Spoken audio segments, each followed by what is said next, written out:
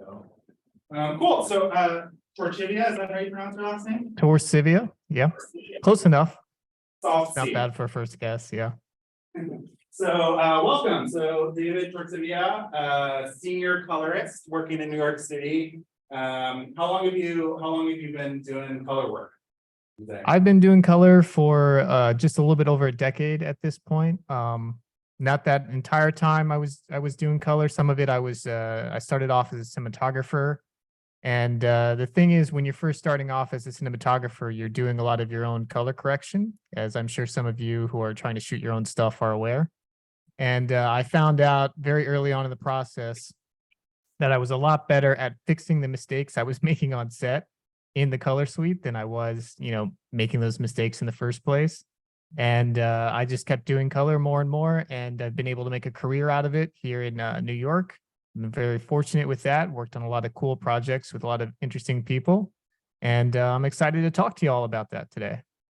Cool, awesome. So yeah, as you know, as everybody knows, David was the colorist for Solange Knowles' film visual album When I Get Home. Hopefully you had a chance to take a look at the website as well. A lot of commercial work, different clients for some of those probably both TV spots and online only types of videos. Would that be accurate?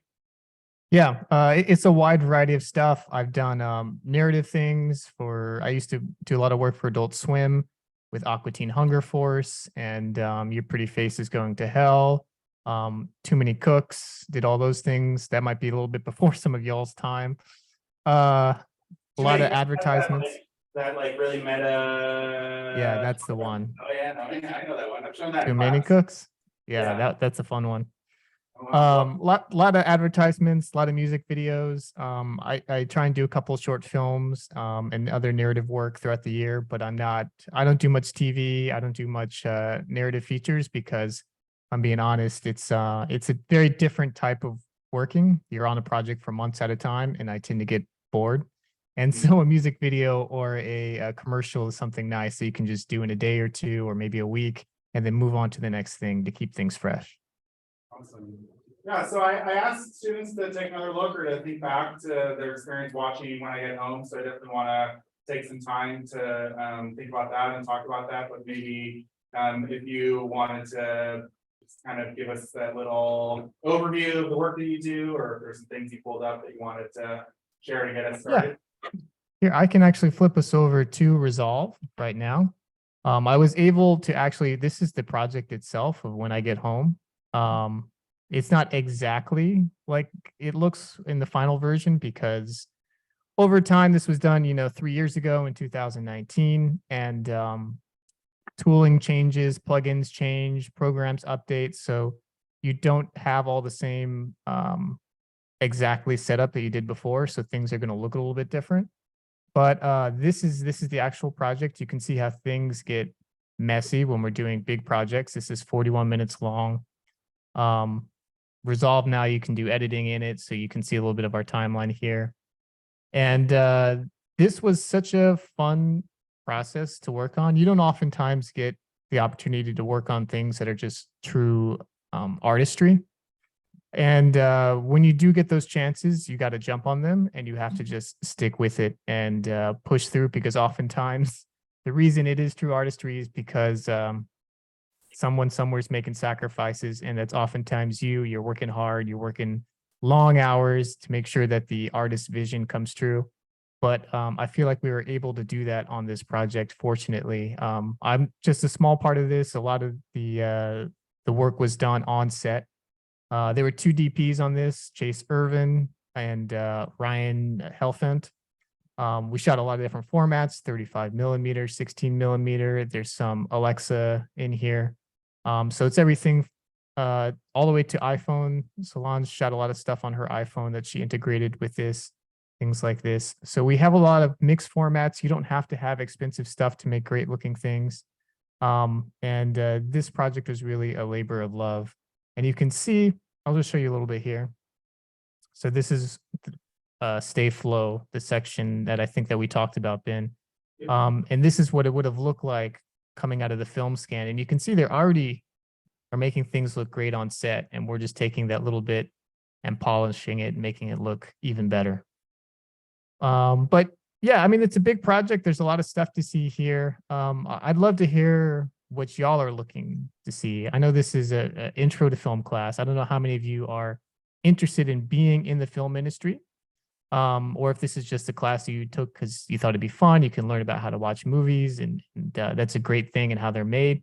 Or if you have actual career aspirations, I'd love to hear a little bit from the class. But I'm here to answer your questions, to show you stuff, and yeah. Awesome. Yeah, questions to get us started? Anyone? Yeah. You want to introduce yourself? I'm Damien. I do have an aspiration to be a director in the industry someday. I've written a lot of feature films, and I was just wondering how closely you work with the director. Say that last. How close? How closely? Yeah. So actually, through our mutual friend, correct me if I'm wrong, David. I know that this is a project where you did work with Solange. Like you have sessions together potentially. Like how closely you work with the director in this one, and how normal that is for your workflow in general. Is that Yeah. No, that's a great question, and that's it. It depends. In a perfect world, we're always sitting down with the director. We have lots of time. They're here in the color suite with us. Not only the director, but also the director of photography, which is very rare that we actually have time to get them in the suite these days. Usually because production doesn't want to pay them for their time, and people are busy, so they don't want to sacrifice that or give up that ability. So in advertisements, especially, there won't be any director of photography. The director is there hardly ever. But when you have a project like this, where you can see the director's influence is really all over it, when you have music videos, then the director is much more involved because it's a much less creativity by committee, like you get with ads, where an ad agency is working with the director, and they're working with the client, and there's so many people making decisions on different levels that the director's sort of pushed out after the production happens. But when you're making music videos, when you're making narrative content, when you're doing short films, when you're doing things where somebody's voice is really being heard rather than, Apple or whoever the ad is for, then it's really involved. And so we'll sit down with the director. We'll go through the looks that they've made, the references that they have. So we sort of have an idea of where they want to take this stuff. And then we sit down with the footage and we start playing with it and seeing, okay, where does this negative actually want to go? Where can it go? What's an interesting look? For this, Solange obviously had a lot of references, a lot of artists and stuff, but the big thing she had was this. She had this small TV that she gotten from like Kmart or something. It's like very crappy flat screen that she bought for like $80, and it looked horrible. Like anything you'd play on it had this weird color cast, and it was all soft. And if you're familiar with Solange's work, she sort of likes these low contrast, dreamy sort of scapes. I've done a couple projects with her beyond this. We did Don't Touch My Hair, did Cranes in the Sky. And she has a tendency to like really want to wash things out and make them feel dreamy, to have a soft palette. And this TV was sort of already doing that. Anything you would play on it, if it was just a regular thing, it would just already sort of look that way. So she brought this TV into the color session, she set it down, and she said, can we make it look like this? And so I had to hook the TV up here, and I had it next to my suite, and I'm sitting there comparing between the two. And that's how we ended up with this sort of soft kind of pink purple look, because that's the cast that the TV had. The original thing as it was shot is much more, this is almost matrixy with these greens and these fluorescent lights here.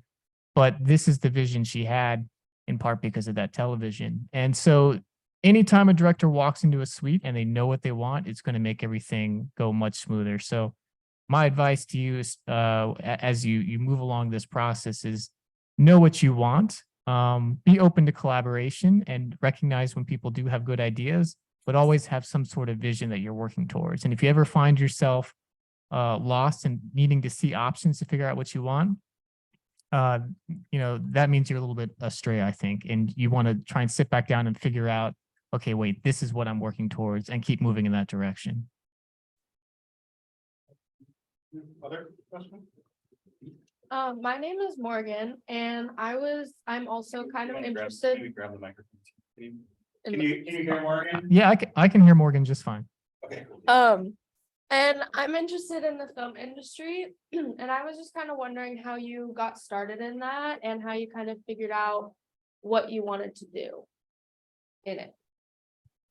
I had always been attracted to the craft, the creation of these visual images, which is how I started in cinematography. I'd been taking pictures for a long time. I've been doing photographs for over 20 years since I was a young kid. And so it was a sort of a natural progression to take that and to move it into motion and working on my cinematography. And then I found, like I said, that I just really enjoyed polishing these images in post. And when you get good at something and you practice that thing a lot, then eventually, as you know, lots of film friends, they say, hey, could you color this for me? And you do. And then eventually people start paying you for that. And the film industry is tough. It's a tough industry to break into. I didn't have any family connections. It's nice if your dad's like a famous director or whatever, but for most of us, that's not the case. And it's hard to get into things. And unfortunately, and I hate to give this advice, but you're going to have to do stuff for free early on just to sort of get that experience under your belt. So jump when you have opportunities, as long as somebody's not exploiting you in it, jump to do that because you really need the experience. The film industry really revolves around two things. One is who you know, and two is what you've done. Nobody cares about what you're able to do or what you could do or what you know you're capable of. They want to be able to see exactly, oh, they can do this, and however you're going to be able to create that thing that you can point to, whether it's something that you're making yourself in your own free time, whether it's a self-finance thing or you've got a Kickstarter to make that short film, or whether you're working and volunteering on other people's sets, hopefully getting paid for that. You have to get that experience. You have to get the reels and the body of work that people feel comfortable paying you for. And it takes time and it's tough. And the first few years are not easy. As many of my director friends will tell you, it is not easy in the beginning, but if you stick with it and you're persistent and you focus on creating good work and meeting people and being a good person, then you're going to make it. And you'd be surprised how many people have trouble doing those three things, but you will make it. And then it really pays off. What were your three things? Do good work, be a good person, and Meet people. meet people. Yeah. So I think that maybe we could talk for another brief moment about the kind of economy, the labor economy of maybe post-production is the best place to kind of talk about it, but like we started this class off by watching Sorry to Bother You. So I got unions and labor exploitation on the class's mind from the outset. So when thinking about this idea of, you're gonna need to work for free at some point, or you need to take the opportunities that come to you, but don't get exploited. Yeah. Do you have what to say about that dividing Yes. line? Or I have a lot to transitioning? say about this. Yeah. And I'm glad you're teaching about unions and stuff. One of the great things about the film industry, at least in terms of on-set production, are the strong unions, both in pre-production and production. In post-production, you're on your own. And I'll talk about that in a little bit. But yeah, the unions are a big factor. They're hard to get into, but if you do, you're really set. They really take care of you and they watch out for you. But those early projects you're doing, these aren't union shows. They're not unions. The union stuff has money. They can afford to pay people. But when you're just starting off, you're a liability. People don't know what you're capable of. They know that you're going to be a little bit slower. They know that they're going to have to teach you and show you stuff. And so that's sort of why in the beginning, you're not going to be paid, or you're not going to be paid very much. You have to sort of see it as an internship. And I feel dirty saying this, but I'm trying to be honest with y'all. I don't think it's good. I don't think this is the way the industry should work, but it is the way the industry works. And remember, a lot of these projects aren't going to be, like for Nike or whatever. If it's a company that can afford to pay people, they should be paying people. But these are projects your friends are doing. These are projects friends of friends are doing. Whatever it is that you can find. Oh, my friend has a band. We're gonna make a music video for them. They have $500 or whatever. Like, awesome. Nobody's gonna get paid on that set, but you're all gonna get experience. You're gonna meet people, and you're gonna have something to put on your reel at the end of it. And that's really more what I'm talking about. The time that you spend on set is going to be the most valuable thing you get out of school.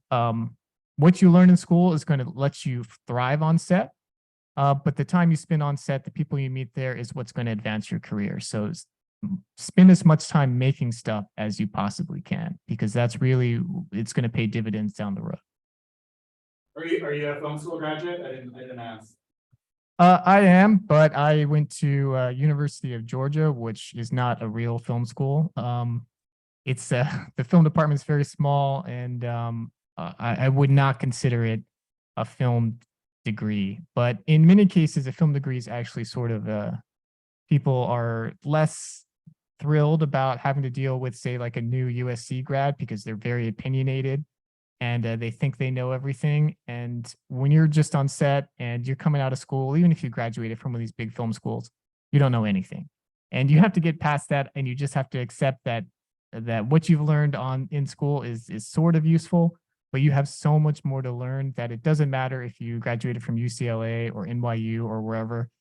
Everyone is on equal footing, and you're going to learn on set. You just need to work hard, and you need to be open-minded that this is an opportunity, and I'm going to take as much from that as possible, and I'm going to do my best. Awesome. That sounds like you're also kind of saying that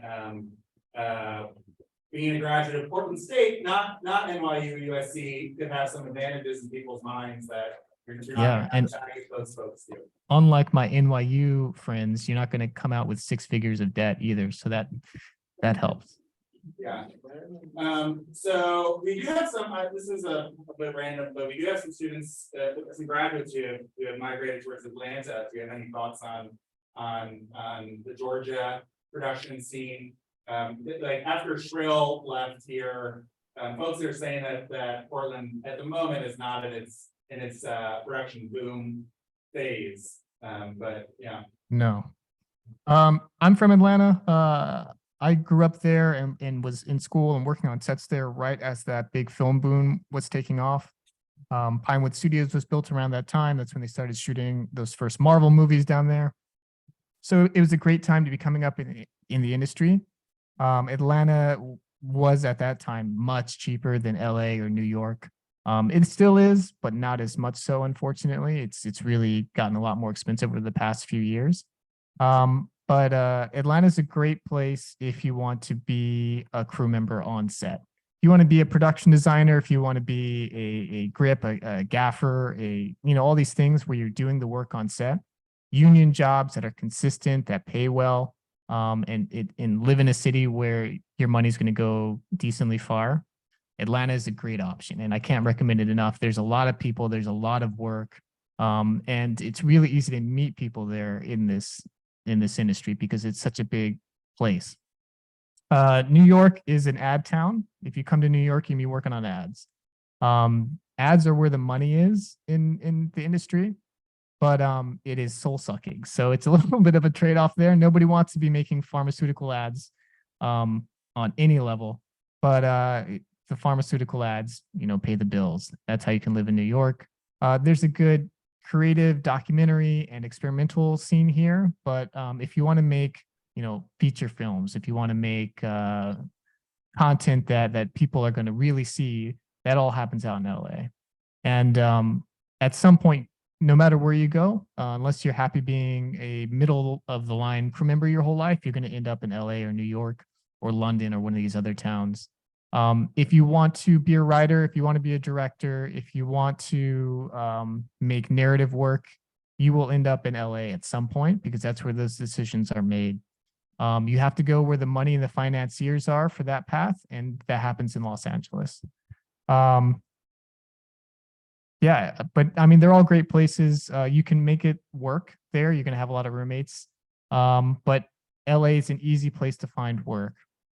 there's so much stuff happening there that it just takes a little bit of connections and then you can get on your way. So even if you're somebody who doesn't know anybody in the film world besides your classmates, don't stress. Go work on sets, go meet people.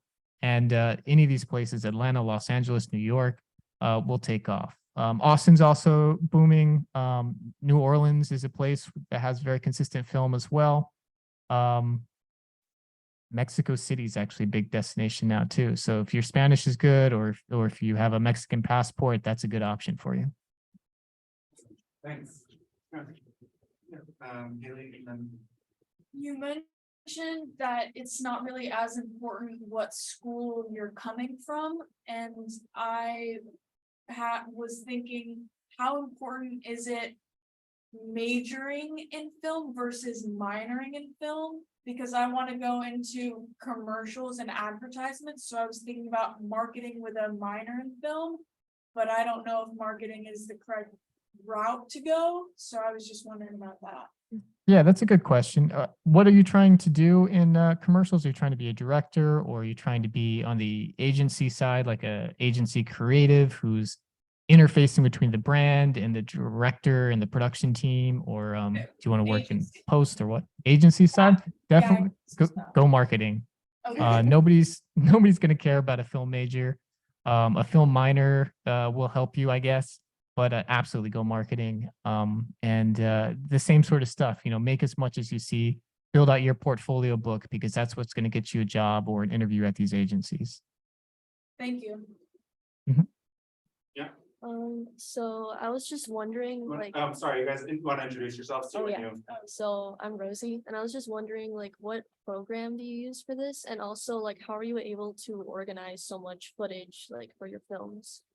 Yeah. Okay. These are really good questions. I love talking about post programs and organization. If you're going to be a post worker, which is a nice niche in the industry, the biggest thing that you can possibly do for yourself is learn how to get organized. I know I've heard from some of my colleagues that take on younger assistant editors and things, is that, when you're growing up with iPhones and iPads, you're not as used to folder type organization, where we have hierarchies of, this date and then this folder, and we build it out. You're used to more of a Finder type world where everything is living there and you search and you pull up what you need. But it's really important in the post workflow to understand how folders work and how you can organize things consistently and in a hierarchical way so that they can be easily found, because it's never you alone working on a project. Even if you're the main editor, which is never the case, there's always an assistant. But if you're the main editor, you're going to have to hand off files to the audio person, to the graphics person, to the color person, to maybe an online artist who puts all these things back together at the end. And if any of your stuff is unorganized, then it's going to make not just more work for you, but for everyone else. And then they're not going to want to work with you again. So knowing how to keep things organized is really important. And it's just simple stuff, don't do the final, project file name. We have standardized ways of doing that. So like, for example, if you're making a folder and it has a date in it, you would say like 2022, 10/19, and that would be the folder name. And you would know that is today. And if you make any other, 2022, 10/20, then they'll automatically be organized by when it happened. It's easy to figure stuff out. You can do it by times. When you're doing renders and the master renders and stuff, never call anything final, because it's never actually going to be final. Just say what it is and put the time and the date on it, and then somebody will know that that's the right one. It's always a running joke that has to see final. I just did that the other day, so sometimes it's funny. What I'm using here for color, though, this is DaVinci Resolve, which is one of the industry standards for color correction. There's some other ones that are in use, like Baselight or Quantel Pablo, but those ones are expensive. You're only going to see them in a certain couple of places. There's a company called The Mill, for example, that uses Baselight. But Resolve is used on everything from tiny little projects to major feature films. Company 3, one of the largest color houses and post facilities in the world, does all their stuff on Company 3, including Marvel movies. It's a very robust program. And it's actually, you can get a version of it for free from Blackmagic's website. They have two versions. One is the full studio, which I think costs $300 one-time cost. It's not a subscription fee like Adobe. I think you also get it free if you buy a Blackmagic camera. That's the version I have here, but the free version is almost the same. It's almost as fully featured. It lacks some of the workflow things like being able to collaborate with somebody. I don't think it can output 4K or 3D. But otherwise, all the tools and stuff are pretty much the same. It misses a couple of special effects and things. But if that's something, if you want to learn, that's a great way to do it. Download this program and just start coloring stuff. If you want to be a colorist, if you want to be an editor, Resolve is also a full NLE, like Premiere or Final Cut Pro. You can come in here, you can do your whole project, and you can export. I don't know if you can see this second window over here, if it's switched, but this is how this project is organized. And this one was redone at some point, so it's less organized than it would be.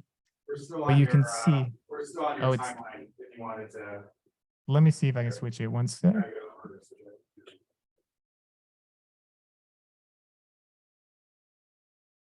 So this is the main project window. You can see all these files in here. Resolve is doing most of the work and organizing these for me.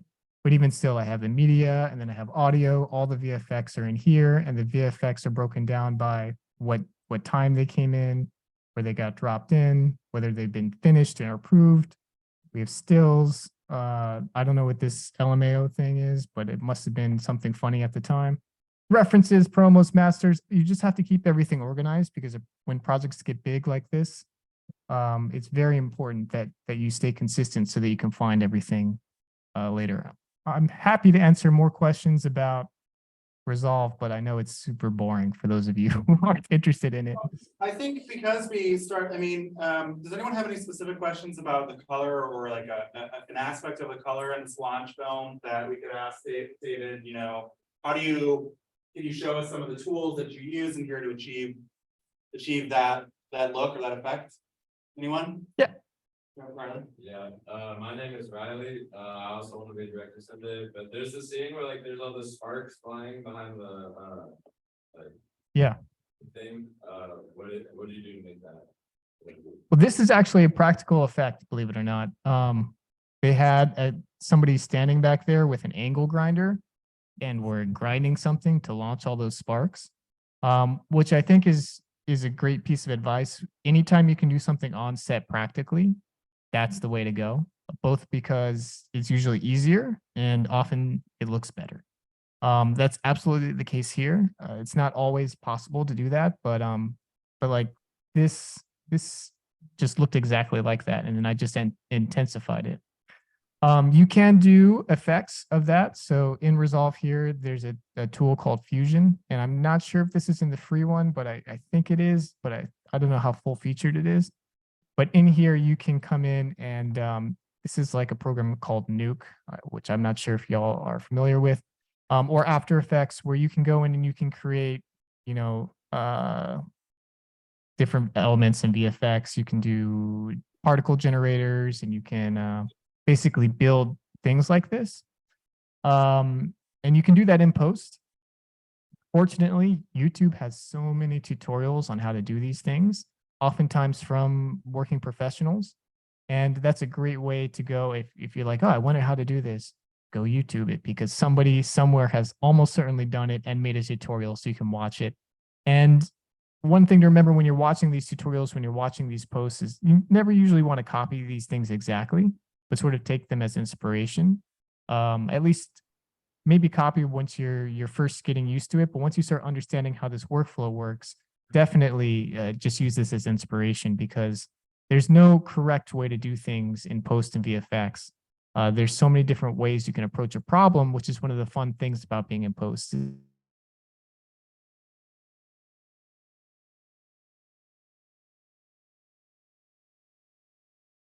Different styles that we bring to it. And that's part of the fun of this. That's how you get these unique things. That's how you can develop yourself as an artist.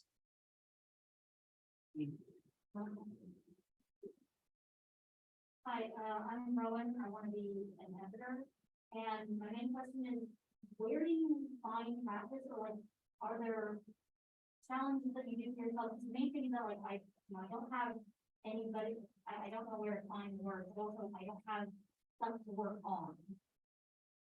on. Ben, could you repeat a little bit of that? I heard Yeah, so most the of it. question is a question from a student named Rowan. They're interested in editing and, basically like, what's a practice on? Don't have a lot of projects going or a lot of media on hand. At this point, Yeah. what to get into practice. That's a great question. And that's something that I know we all run into. You say, oh, I want to do this thing, but I don't know where to start. I don't have anybody. I don't know anybody. But fortunately, there's one of the actual exercises that you'll do in a lot of film schools is you'll take clips from a old movie. The normal one is an old TV show called Gunsmoke. And you'll take a bunch of clips from that and they make you edit a scene out of those clips to tell the story how you want to. And you can probably find those clips online. It's people have been doing that particular exercise for, I don't know, 50 years at this point with that show, Gunsmoke. But you can make fan trailers of movies you like. You can, if you've got a topic you're really interested in, you can cut together a little reel about it, or make a tutorial on something, or make like a trailer about your cat. You can do all sorts of fun things. You can shoot it on your iPhone. You can pull clips from YouTube. You can do this stuff for fun. So I would just regrade a lot of stuff. I'm actually just for fun. Rob Zombie just released a Munsters movie, which is based on this old show that was in black and white, but the new one's all colorful. And I'm doing like a black and white regrade of it for Halloween, just for fun. And you can do that. If you want to practice color correction, recolor somebody else's movie. If you want to practice editing, chop up a bunch of stuff and sit down and say, okay, what can I make? There used to be a time when people would make like scary trailers out of like happy movies, like Mary Poppins, the horror trailer edit. You can do stuff like that. There's so much content out there that you can just pull and just practice on. And most of this stuff, I wouldn't put on a reel if you're trying to get like real work, because people be like, oh, you did this. And you're like, no, I just sort of recut something. And that's not for professional work super accepted. But it will let you get your skills honed so that when you do have an opportunity that comes up, when your friend does have something, you can do it, and you can do it well, and you can point to it and be like, look, yeah, I've cut all sorts of stuff. I'd be happy to edit your project. And as you get this more experience, as you get more things that you've cut, you'll get more confident. You'll know what you like, and you'll become more discerning, so that it helps you along this process so that you can find those projects that you do enjoy, and probably at some point start coming up with projects of your own, which is another piece of advice I have, which is anytime you have an idea about anything, write it down and keep it stored and keep up with that, because you will need those ideas maybe even decades down the line. So keep track of that stuff and back up all your files, back up your projects, because you will miss those when they're gone.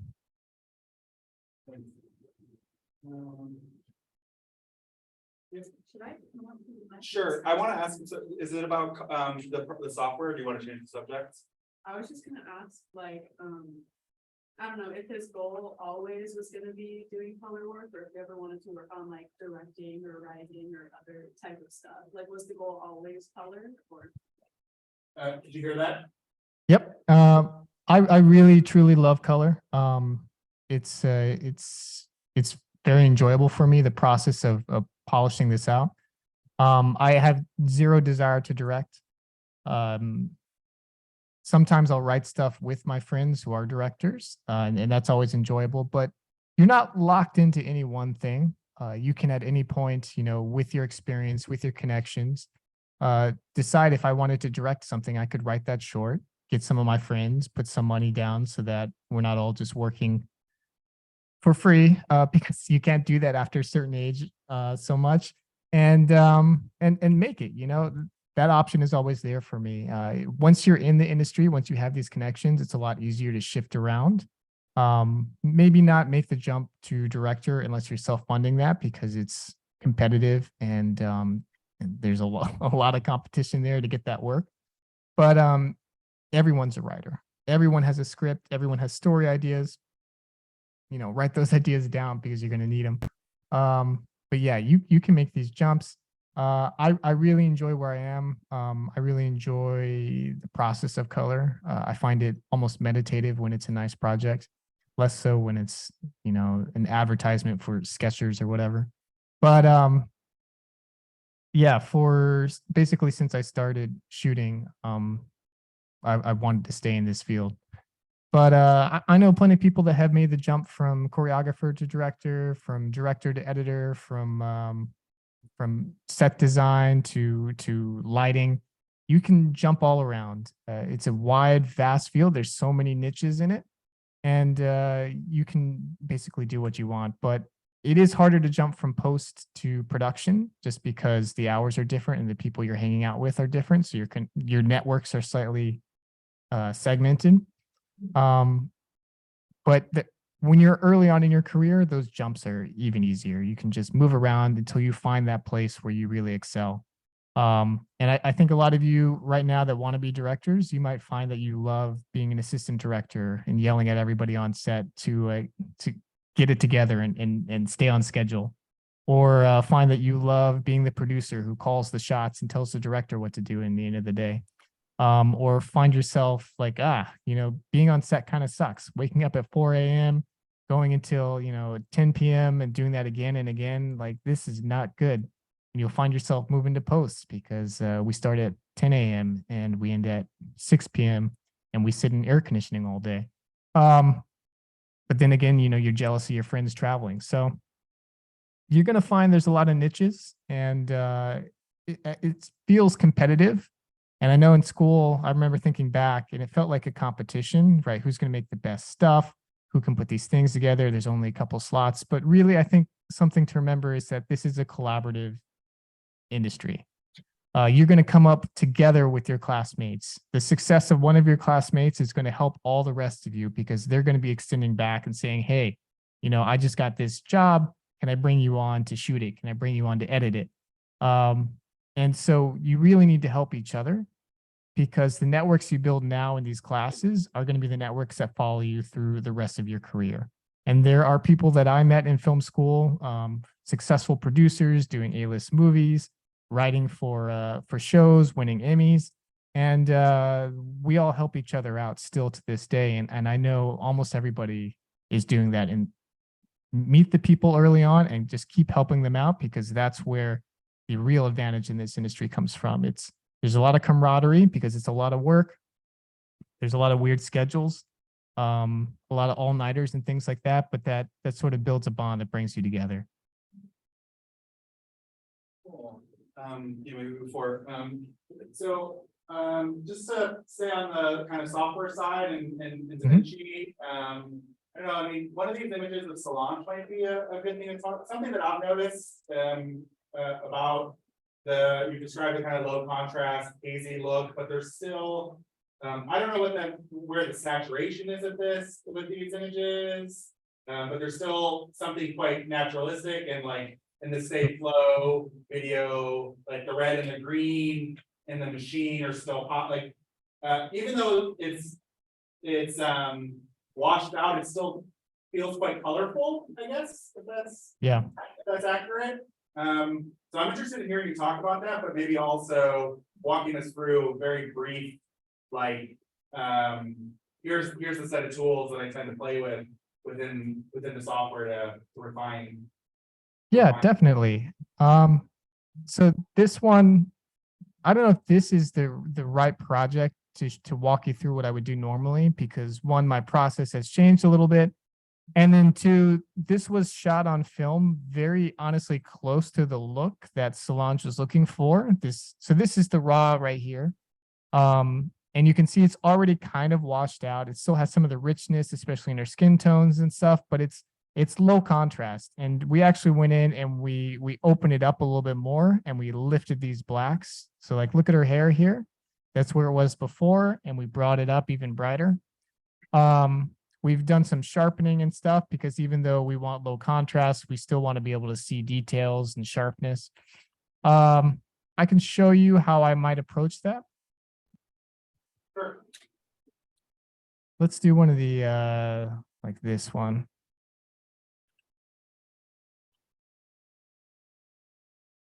So what we did here is really just when you're approaching a shot, you're going to look at the shot and you're going to say, okay, what do I like about it and what do I not like about it?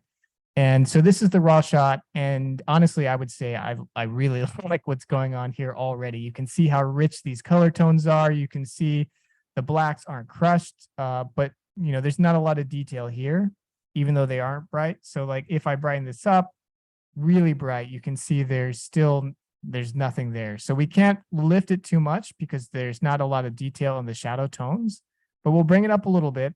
But maybe we want to add some more in the midtones here. So we'll bring up the midtones, lower this, bring up the highlights some, so that increases the contrast there, makes this stuff punch. Maybe a little bit of saturation. And okay, so that's looking pretty good. We want to, for Solange, have a kind of purple tint, whereas this is sort of a blue tint at the moment. So I'm going to take the shadows and I'm going to add some purple to them. And I'm doing this with an actual control panel that's in front of me instead of using buttons on the on Resolve. But if I were to do that, it's down here is when I'm moving this lift. You can see as I drag it, it gets more extreme. Is that a Black Magic piece of hardware or? Black Magic makes one. This is a third party. It's a company called JL Cooper that doesn't exist anymore. But yeah, they sell third-party hardware to control these things. If you have the full Resolve setup, you're actually sitting in a desk surrounded by 3 booths of stuff. And there's a button for everything. It's pretty nice, but that costs 30 grand, so I don't have one. But for this, we're going to add a little bit of purple here. Maybe some more punch there. Bring that down. A little bit of richness to these lights here. So that's looking cool. And so now we can do things like if we want to have more punch, for example, in these sparks that are going off. So you can do things where, let's say we only want to affect a certain part of the image. So we'll add this mask here. And if we look at that, you can see this is the only area that's happening, but we can actually refine it even more because I don't want to affect this background. So I can use this thing called a HSL qualifier, which is for hue, saturation, luma. And I could say, I don't want to hit any of that dark stuff. So I cut that out. I'm only affecting the light areas. And then now I can really brighten these up, turn up the saturation, and then add this mid-tone detail to make them really punch. And so now you can see the sparks are like really popping. And so we went from here to here in just a couple of seconds, really. But this is a shot that doesn't have a ton of latitude for us to do with. We're really sticking with what's naturally there in the negative, which is one of my guiding ethos anyway. In color, you don't want to force a look onto something. You want to pull out the natural look that's already there. But you can see quite quickly how powerful these tools are. I'm only using 2 nodes here.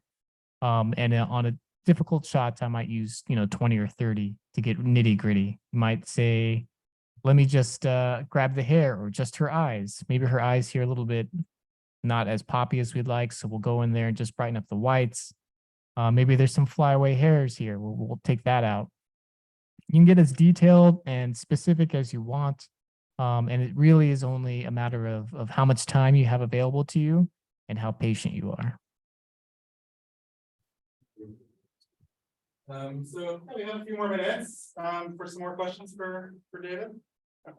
So I don't know if you'll know the answer to this, but do you think that like moving to LA or New York is the best way to be successful in the industry, or do you think someone could be successful still living in like Portland?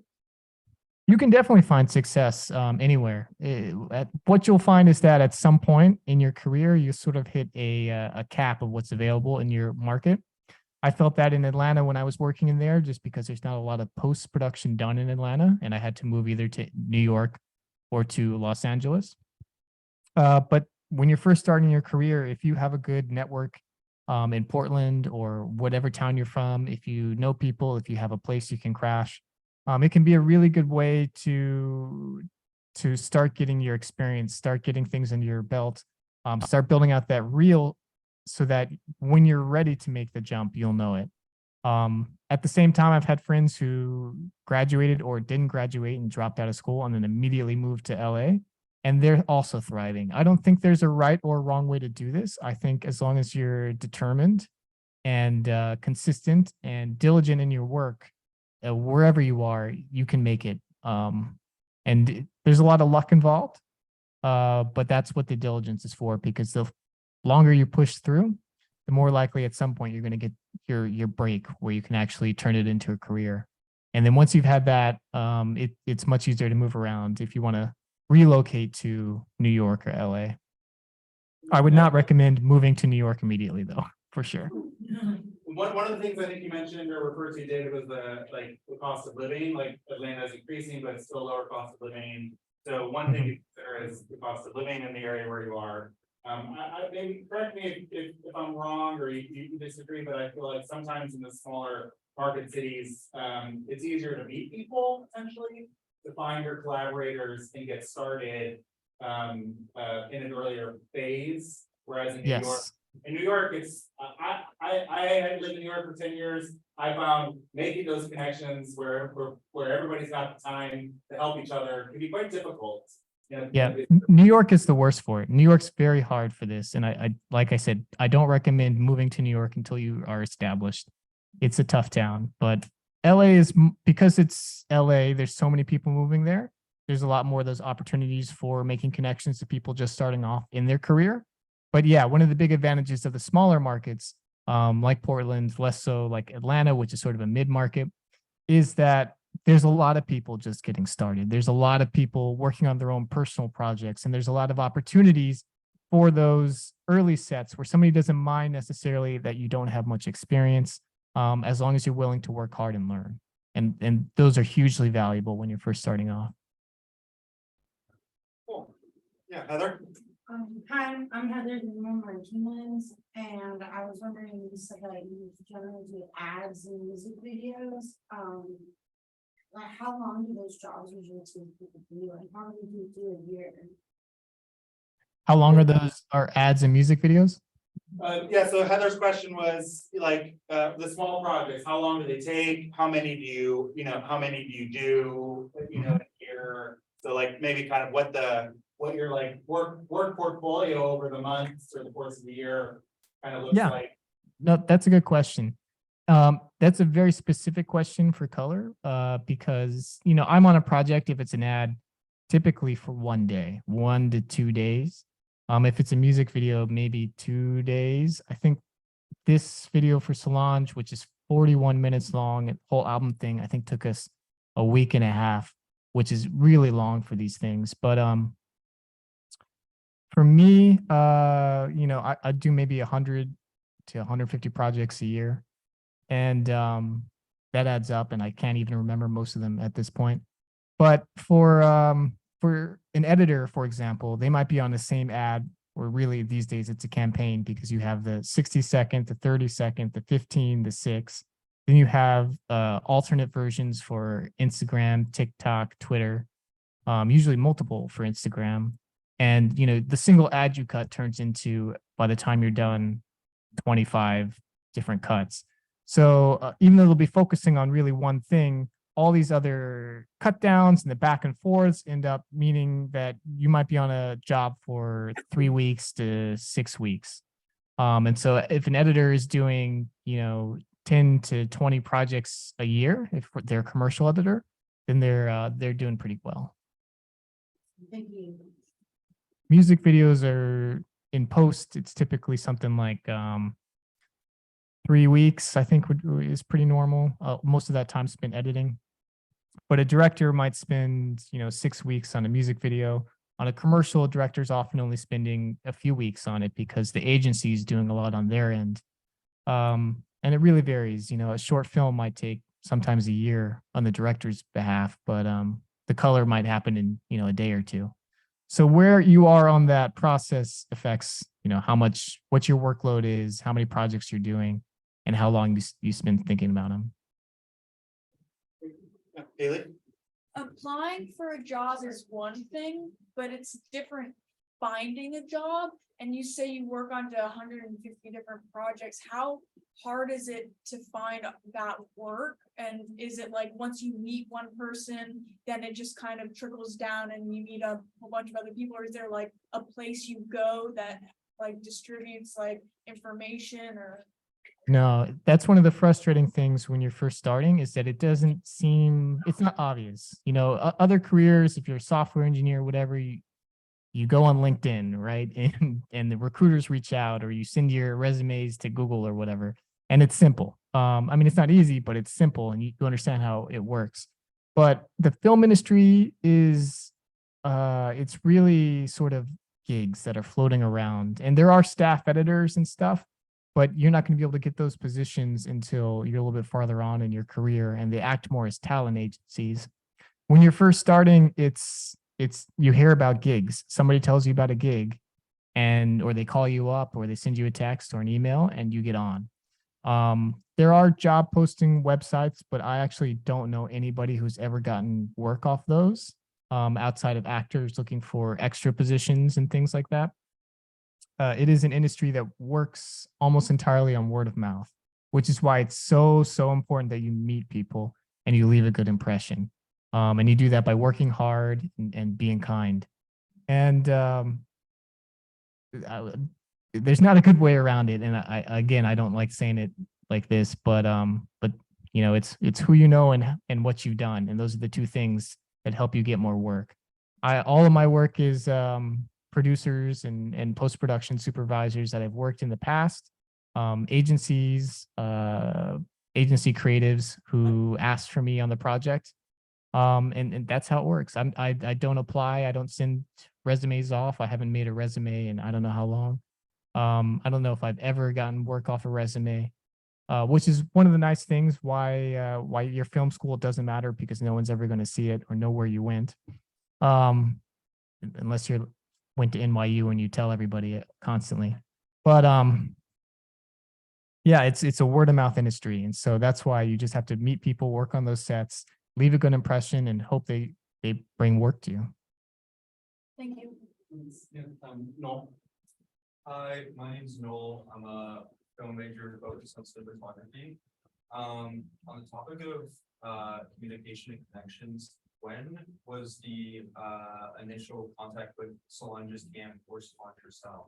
And how did that like meet?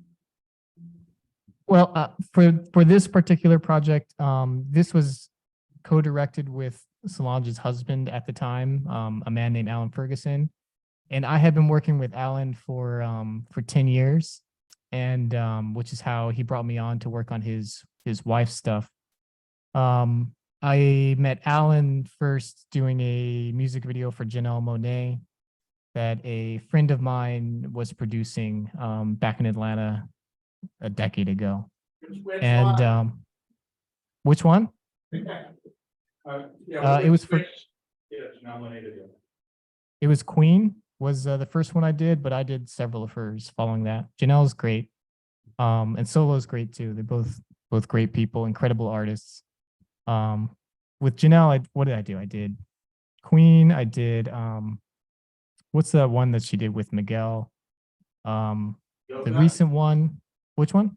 No, yoga was with Jadena. Oh yeah, but I did some Jadena stuff too. I didn't do yoga. What was the most recent one with all the colorful stuff? I did that one.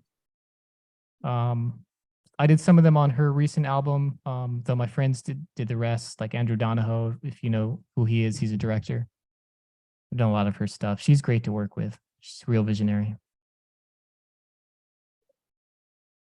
But yeah, the connection was via this director that I've worked with for a long time.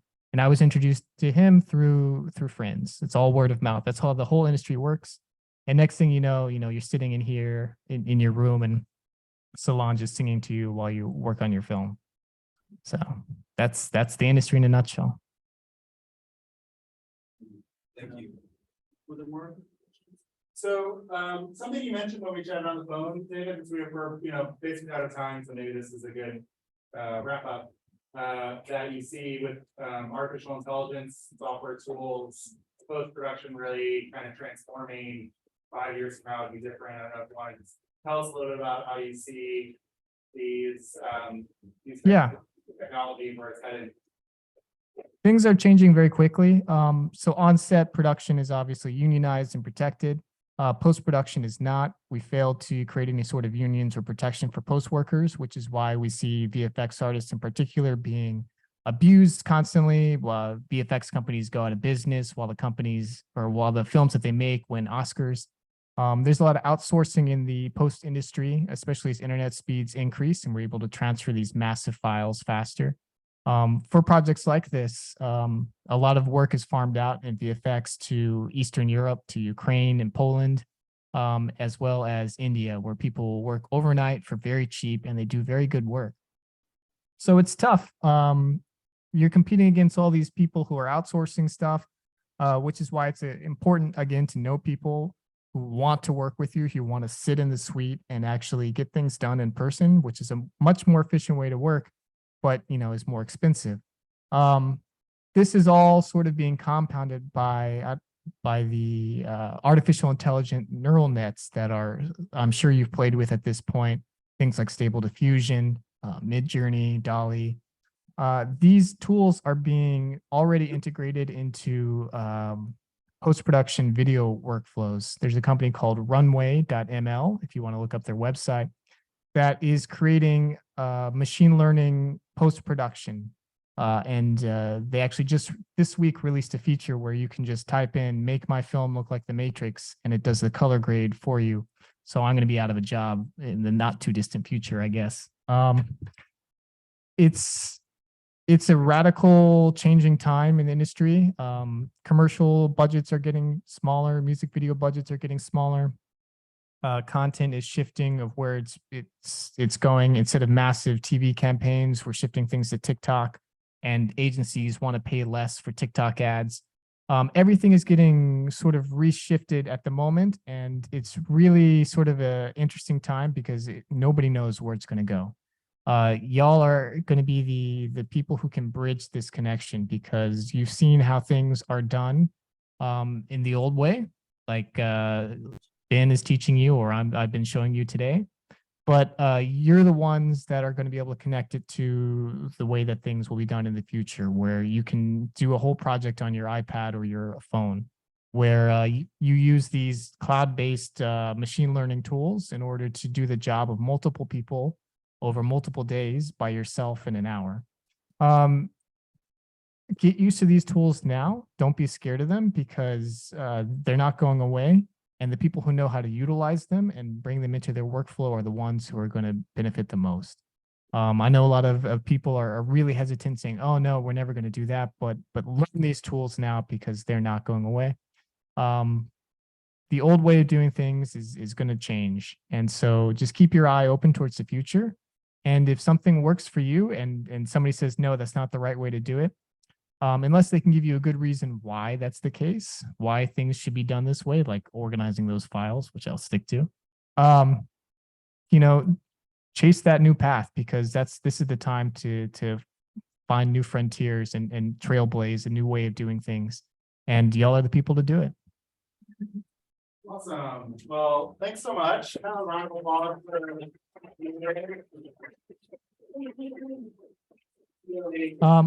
your time. Yep, I want to say real quick, I know we only have a little bit of time, but feel free if y'all have additional questions, you can reach out to me.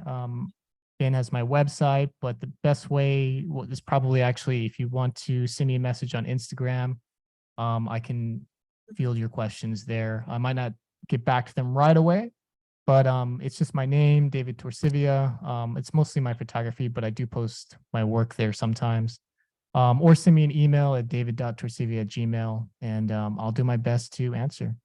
And thanks, Ben, for putting this together. And you've got a lot of good questions in there, so this class is sharp. Great. Well, thank you again. Thanks for your time. And, yeah, keep in touch.